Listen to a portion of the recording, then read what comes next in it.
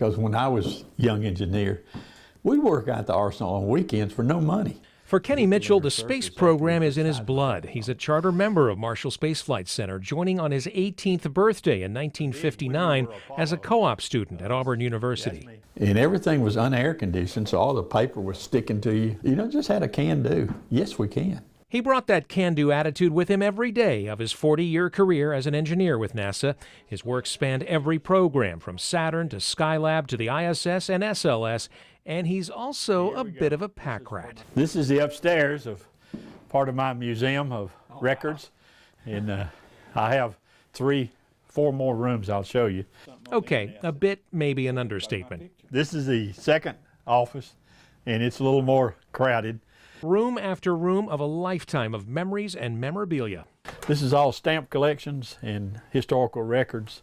Collected, categorized, and cataloged. Tons of stuff. His job gave him access to places and people that few had, and he wants to share it all to tell the amazing story of NASA through the years. The 135 shuttle missions, I've got a picture of every crew, and a lot of them signed by the crew. I have thousands of astronaut signatures in these notebooks here. They're photos and mission. We'll end up in the Library of Congress one day, right? I hope that we have that library here. And this is not just stuff. This is a collection of historical significance. I tell my wife before she died, now if I die before you, don't sell this in a garage sale. It's really valuable stuff, and don't throw it away.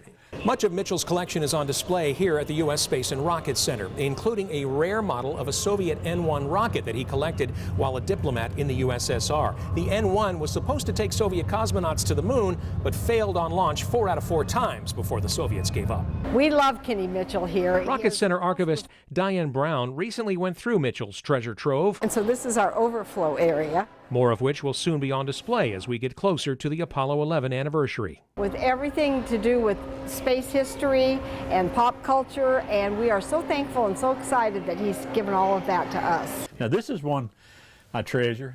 His eyes still light up when he shows off his collection, but then I asked about his most prized possession, and there's a sudden shift in his otherwise jovial demeanor. It's not here, and I'm a little concerned. I've got Yuri Gagarin's signature on the Phoenix scale. Really? That's right, an original signature from the first man in space, currently lost in this space. I have actually lost things, like right now I'm just trying to find, what did I do with that Gagarin letter, because that was so precious to me. But this is a NASA engineer. Failure is not an option, and success is just 2 doors down and a little digging away. Yeah, but this is Gagarin's original signature here. And another one is one of the space station signatures. So that's worth thousands. Okay.